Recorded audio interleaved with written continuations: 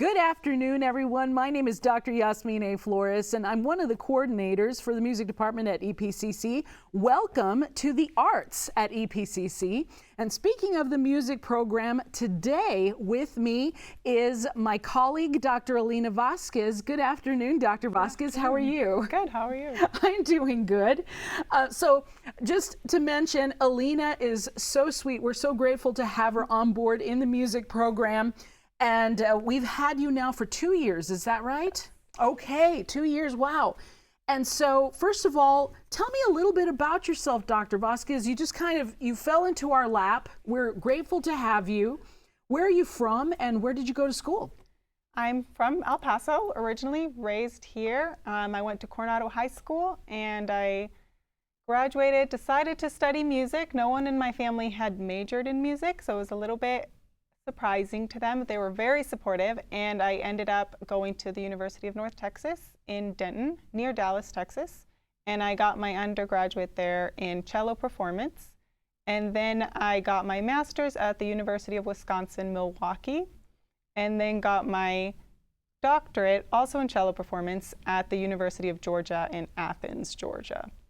That's awesome. So you are a fantastic cellist, by the way, everyone. If you all get a chance to hear Dr. Vasquez, which you can on our Facebook page. And speaking of that, give me some of your greatest accomplishments here at EPCC. So I've only been here 2 years, but I've already learned so much. EPCC gives you a lot of opportunities to join different committees, programs to improve and learn about how you can better teach the students. One of the committees I joined was the Association of Women at the Community College, and I'm on their board as the student liaison. And we've actually been able to continue doing things through COVID, even doing virtual activities so that we can give scholarships at the end of the year. Very good. I'm so impressed with you. I mean, as a colleague, and you and Dr. Garola, who's our other colleague at Valle Verde, and just everything that you have done in such a short amount of time. And speaking of, so now I'm going to brag a little bit. April 11th, just a couple weeks ago, I had the opportunity to perform with Dr. Vasquez, and let me tell you, just stunning cello playing. And with her husband as well, Mr. Joe Letcher, who played the piano extraordinarily well. He did complain a little bit about the Glinka, but he got over it, right? Yes. No, we were so happy to play with you, and you did so much work for that. We also got to play with Mr. George Wheeler and Dr. Nordstrom from UTEP faculty, and I'm just happy we made it work through everything. COVID, it had to be virtual, but a lot of people were able to log in and watch. So. Right, absolutely. And it has quite a few views. So I'm the one that handles the Facebook page for the music department. And so I'm the one that gets to see all the statistics and whatnot and what's popular. You and Melissa's pictures are always the most popular when I post you guys. If I post myself, I get like crickets, as opposed to any likes. But so that's really terrific. And so now tell me a little bit. So I feel kind of awkward because I feel like with you and Melissa, when we first brought the two of you on board, we had some training wheels on you guys, right? That first year, it's the little training wheels. And now we've taken off the training wheels, but I still kind of feel like I'm kind of I want to say like a senior member, because calling myself a mom, I'm still a little too young to call myself your mom, right? But it is sort of, I take a great pride in the things that the two of you have done.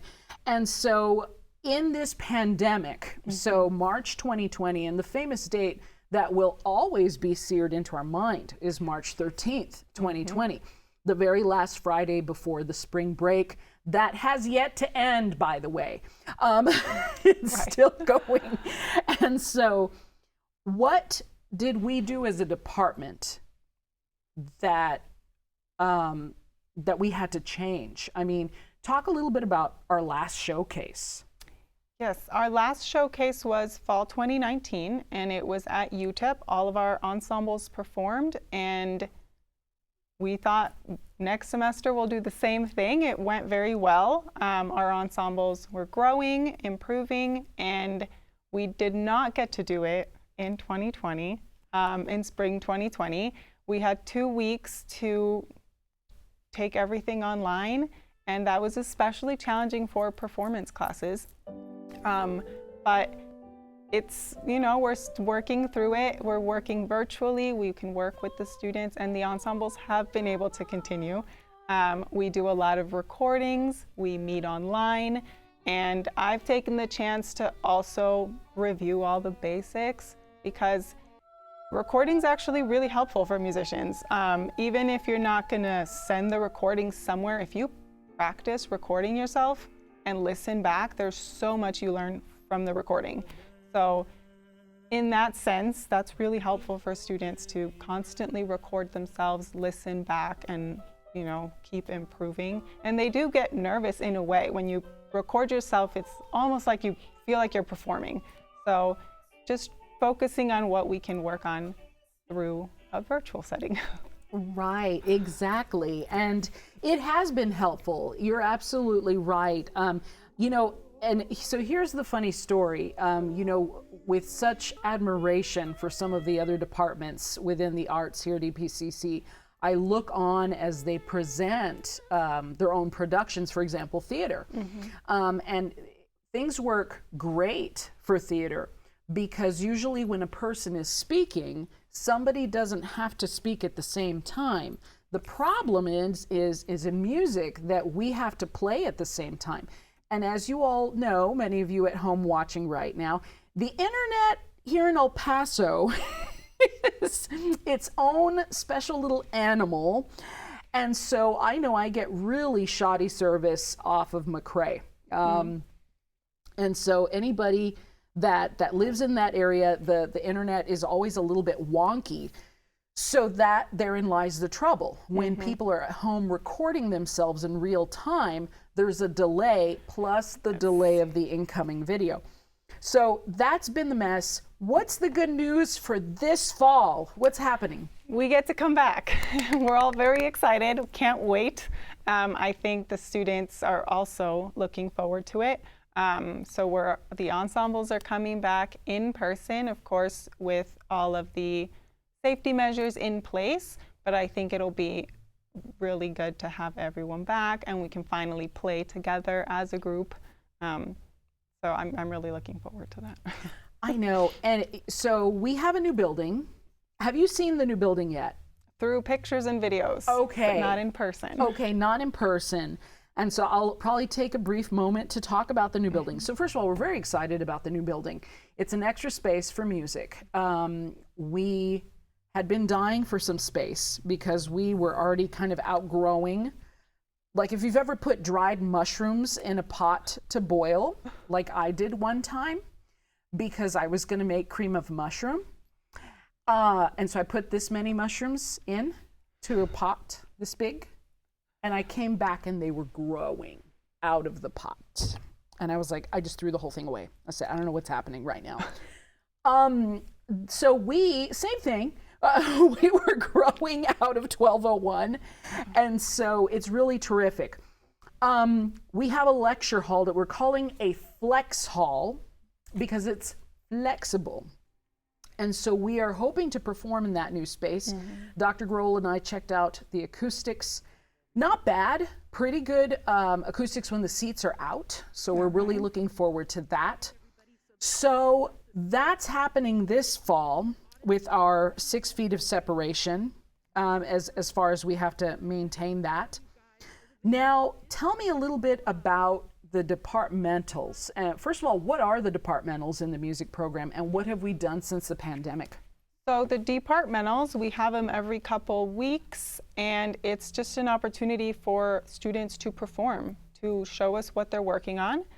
Depending on the level of lessons that they're at, they need to perform at least twice in the semester, different works, and then get that practice performing.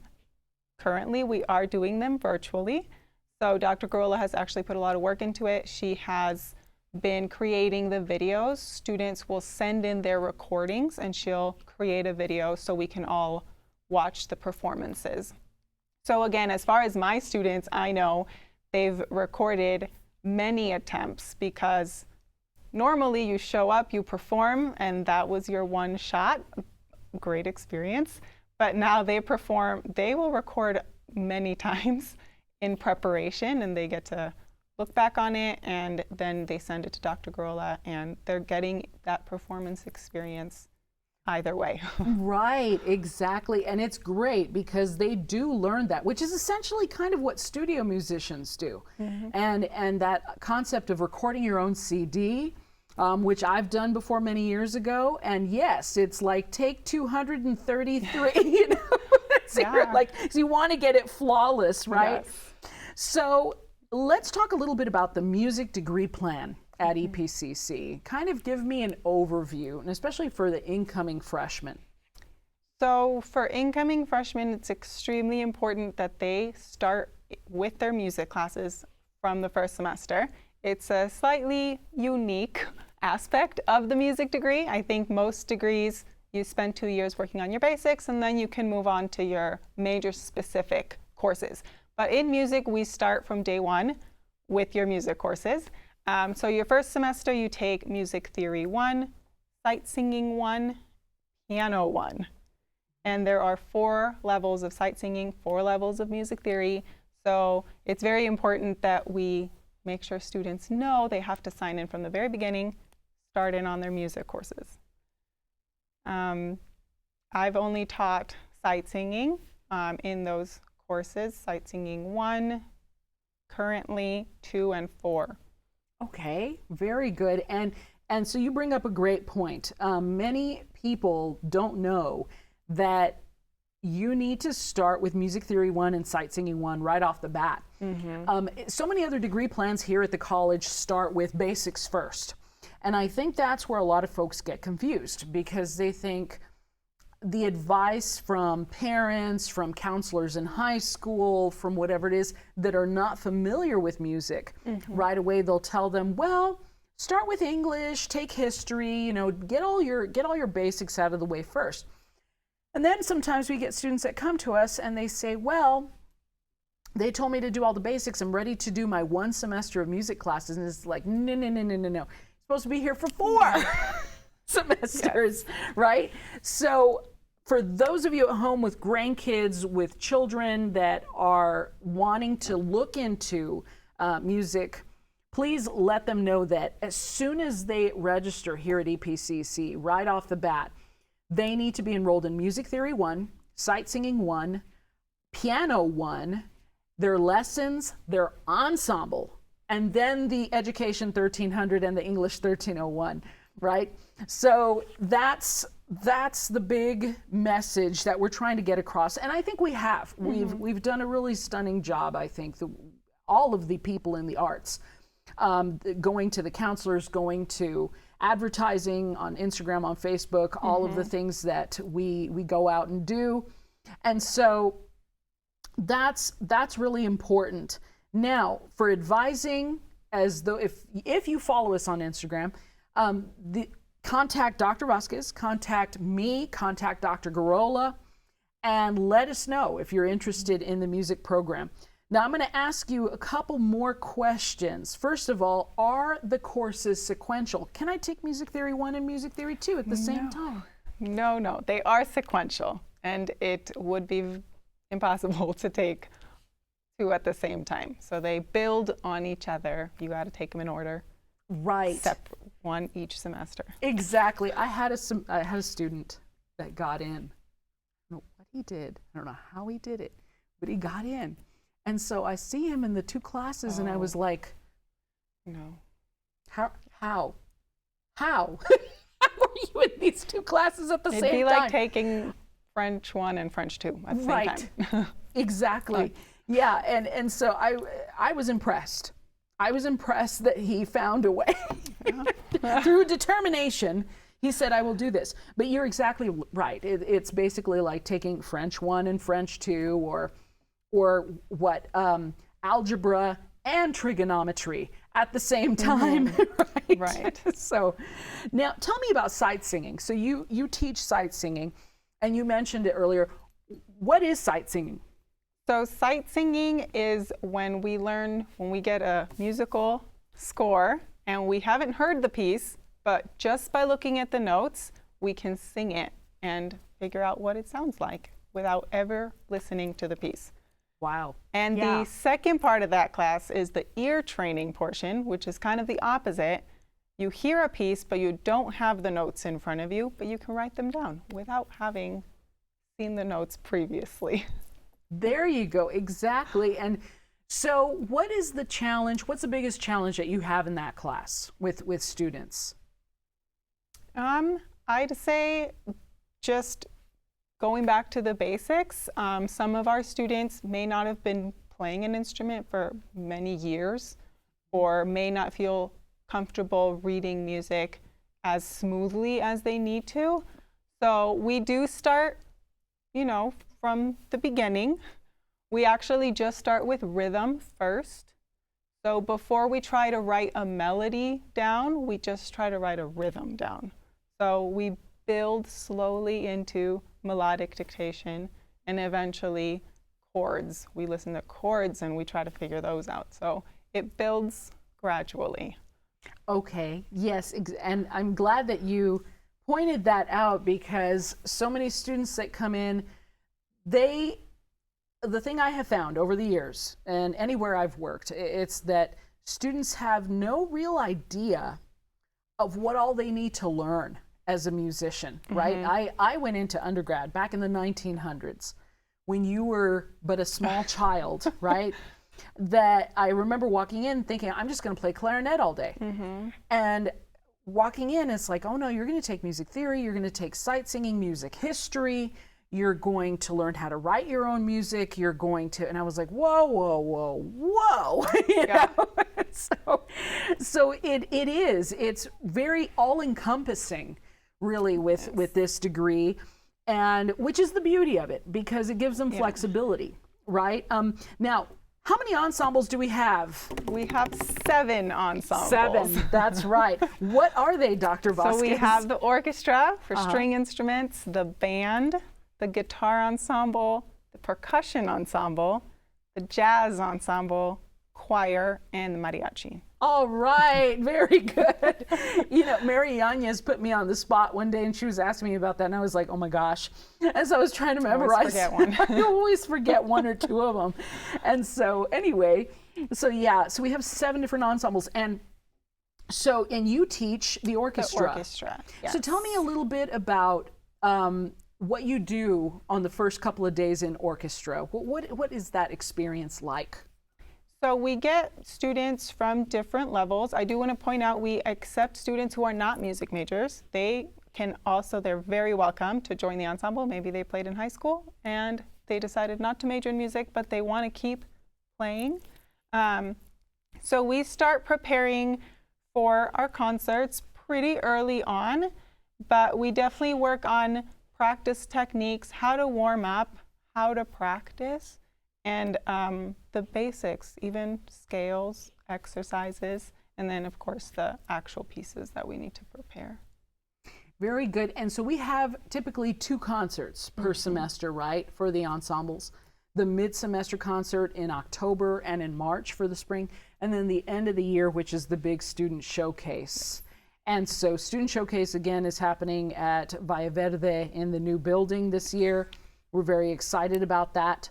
Now, tell me a little bit about the professions in music. What can I do with a music degree once I get my bachelor's? What am I doing with it? So the top 2 that people think about are teaching and performing. But even within those, there are more options than we initially think. So teaching, we just think, oh, well, I'm going to teach at a college. Yeah, that's a great option. You can also teach, elementary through high school. Before moving here, I taught at an after-school program. It was a nonprofit organization for mostly underprivileged children who, wanted to play an instrument. You can also teach at churches. And same thing with performing. We think of performing and we think of world famous soloists. I'm going to solo with an orchestra, or I'm going to perform with a famous orchestra. But again, you can perform at church, you can perform chamber music, you can join a string quartet, you can also accompany. If you're a pianist, you can collaborate. We did our chamber music recital. So it's not just that one orchestra job. That's the only performance opportunity that you have, right? You can also do music therapy, which is a really interesting field that I wish I knew more about. But I do know it's actually really impressive how music can, if someone's had a stroke or has Alzheimer's, like music actually helps them like regain the ability to talk and remember certain things. There's music production, sound engineers, arts administration, basically any event, it's not just if you're recording a CD. If there's some sort of performance at like a sporting event, they're gonna need sound engineers. So there's more out there, I think, than just, I'm gonna be a famous cellist. And that's my only option if I major in music. Right, exactly. So, and you bring that up. So when I was young, that's what I thought I was going to do. I thought I was going to be touring Europe as an international star of the clarinet. And, but you know, things happen in life. Life will always life has a leash on you. Let's put it that way. Or at least it seemed that way for me personally. But I really love what I'm doing now at Epcc. And I would have never imagined something like this, for example, if you would have asked me when I was 18. And so to talk a little bit about music therapy, where I went to school, I went to WT up in Canyon, Texas. We had a music therapy program there. And the interesting thing is, so speech, it helps with speech, you're absolutely right. It helps with memory too. And there's some wonderful videos on YouTube that show elderly folks who cannot remember daily tasks. But then you turn on some Motown and they sing. And you're like, wait a minute. Like, I just asked you your name, you couldn't figure it out, but now you're over here singing with Diana Ross. You know, how does that work, right? And so it is very odd. I think scientists are still working to understand how music affects the brain. And it's fascinating. It really is. And so music therapy is something that's still not very well known, especially in this region, although I believe a couple of the hospitals here in El Paso already have them. Okay, they do have some music therapists, which is really terrific. So now let me ask you about two special courses that we have here at EPCC under Billy Towns. Tell me a little bit about those two courses. So I've never taught them, but he teaches MIDI 1 and MIDI 2, and this is electronic music. So students actually work on computers and through technology to create music using different sounds, what one might consider non-traditional, or it's a new way of making music, I'd say. Yeah, okay, exactly. So, and to give you the little bit that I know, between us, we're gonna figure this out, Alina, okay? So electronic music, so we have a piano lab at Valle Verde, and our students come in, they sit down, they don't need to know how to write music, they don't need to know how to read music. It's nice when they do. It's very helpful. It gives them a whole new palette to pick from. But many times we get a lot of students that are more interested on the rap music side and the pop music side. And so that course is essential for that style of music. It's perfect. They set them up on this program, and they have these menus of all the different sounds, the little snippets of things that they can use. Like, you want a bird call, here's a bird, here's a toucan. You want a trumpet wailing, here it is. And so they can cut and paste everything in, glue it together to create a song. And the majority of the pop music that we listen to nowadays, it's created that way. Sadly, for live musicians like you and myself, we're at a loss because we cost money, right, to hire, and a computer is free. So computer, Dr. Flores, computer, Dr. Flores. I'm going to go with the computer. Okay. That's actually another profession that we didn't mention, composing. That's right. Yeah. And it's not just for the next big movie, Hollywood film. I mean, commercials, any sort of TV shows. I do have friends who did study composition, and they now compose, little excerpts. They make money selling their short pieces that people need for their, any sort of commercial use. Exactly. You're absolutely right. And I also had a friend who also used to compose for those little commercials and things, and he was so excited one day. He came to me and he was like, "Oh my gosh, they picked my music for this commercial." And it's funny because most people are visual, so you don't even pay attention. You just have a feeling when you watch a commercial. You have this wow, that's awesome. Look at that mountain. Look at that hang glider, whatever it is. But you don't realize without the music, the feeling is kind of lost, right? It wouldn't work without the... Exactly. So just really quick, Dr. Vasquez, tell me a little bit about our general ed courses, just briefly, music appreciation and American music. Yeah, we've got the two, music appreciation, American music, and we look at music appreciation focuses a little bit more on classical music, although we do touch on some jazz, some other styles of music. And then American music focuses more on jazz and rock music. And we go through, a big part of it is learning how to listen to music and what do we like about music, why do we like it. And I specifically like to have students tell me about their own styles of music, kind of apply what we've learned to any music that they like. It doesn't have to be classical music. Any style of music is, we appreciate all of it. Right, of course.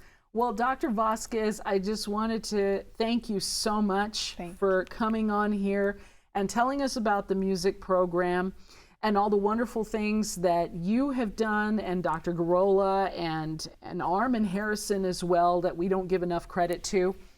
And to all of you out there, if you're interested, please contact Dr. Vasquez, avasqu39 at epcc.edu. You can find her email on the main website, www.epcc.edu/academics/music, and her email is there. All right. Thank you so much. Thank you.